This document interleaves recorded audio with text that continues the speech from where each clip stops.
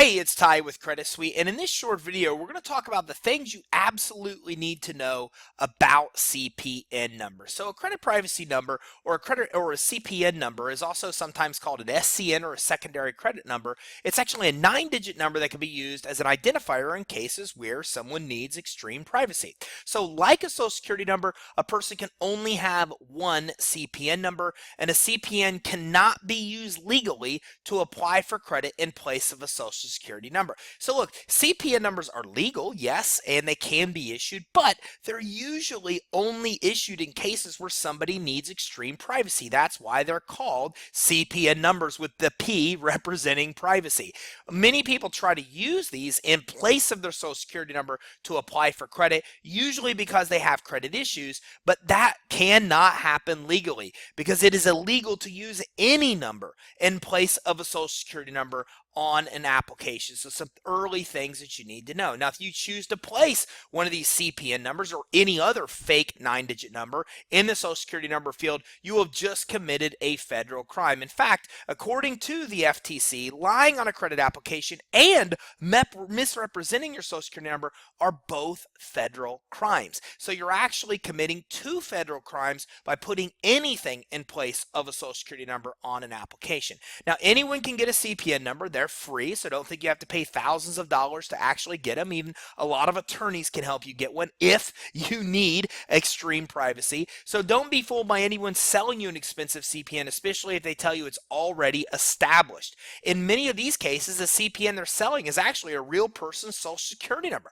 maybe a child or even someone that's deceased. So tread lightly with anyone who's talking about you getting a new identity that doesn't really exist, or anybody that's talking about an established CPN, because if you were to purchase one of these that's actually somebody's old social security number and use it, you could also be guilty of identity theft as well. So what you should look for. Well, if a company tells you it's perfectly legal to apply for credit using a CPN, then you should beware. If the company tells you to use an EIN to apply for personal credit, you should beware. Okay, the company demands that you pay for a CPN, you should beware. And let me go back a little bit. Now, we commonly advertise that you could get credit for your EIN that's not linked to your social security number. So commercial credit absolutely does exist. You can build a credit profile and score for an EIN number. It's available through places like Dun & Bradstreet, Equifax, and Experian Commercial, but you can't use an EIN number,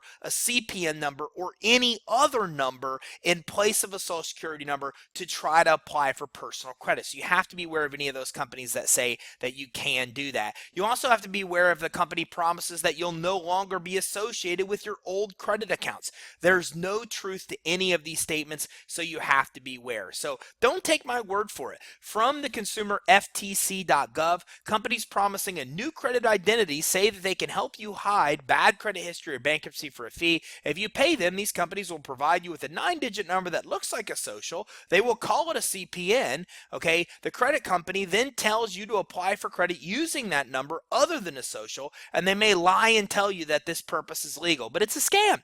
These companies may be selling stolen social security numbers, often those taken from children.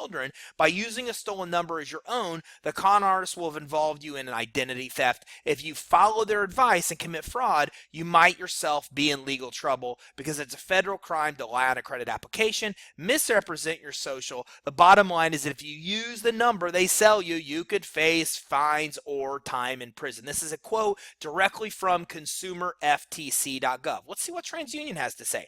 Well, according to Cliff O'Neill, TransUnion spokesman, TransUnion does not use these so-called CPNs. We accept and report SSN as an identifier. TransUnion has checks and balances in its systems if anyone attempts to use these numbers in place of their issued social. For example, we provide alerts designed to help creditors discover if the number provided in the SS field on a credit application is not valid SSN or is an actual SSN of another consumer. So we've already seen from some pretty credible sources that it's not favorable look upon CPNs. According to Equifax spokesman, Equifax does not issue or recognize CPNs as an acceptable form of personal identifiable information. And While we're at it, why not go ahead and get some information from Experian as well? So Experian does not issue such a number as CPN and does not recognize them as valid. If a person uses a number other than their social, they may be at risk of committing fraud if that number is valid social security number belonging to another individual. Okay, from the Social Security Administration, during a 2011 Social Security Administration field hearing, Robert Felt, Special Agent in charge of Social Security Administration, Office of the Inspector General's Dallas Field Office, said numerous unscrupulous agencies and organizations are providing CPNs and for a fee as a method of creating a new separate credit profile for individuals with low credit scores, bankruptcy, and slow or late payments on their current credit record. Websites offering CPNs advertise a new credit profile with the use of a CPN at costs ranging from $40 to $3,500. Despite what many of these credit sites imply, consumers should know that CPNs are not legal. Okay, from the FTC, the Federal Trade Commission's also weighed in on the subject. Quote, companies promising a new credit identity say they can help you hide bad credit or bankruptcy for a fee. If you pay them, these companies will provide you with a 9-digit number that looks like a social security number. They may call it a CPN, a credit profile number, a credit privacy number. Often scammers are selling CPNs, are selling stolen social security numbers instead, the FTC warns. Scammers often use social security numbers stolen from children for this purpose, and you can actually unwittingly be committing identity theft if you apply for credit using a social security number. More from the FTC. Promoting false identifying numbers to create a new credit profile is illegal. Okay, and here's the exact link where they actually map that out for you as well. Okay, so CPNs do exist. They actually are legal. They're actually designed for people that demand or need extreme privacy. But their intent is for specific situations that warrant this privacy. CPNs cannot legally be used in place of a social security number for any purpose, including the application of credit.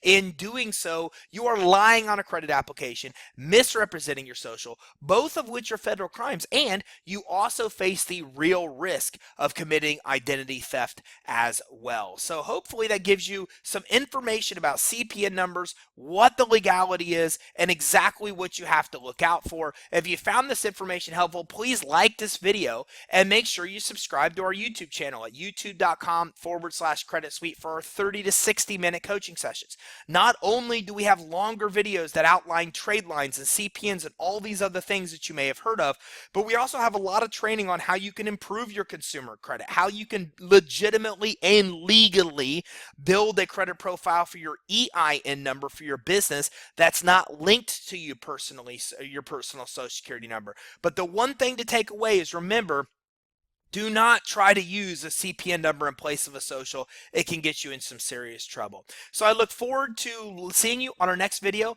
Please make sure you like and subscribe.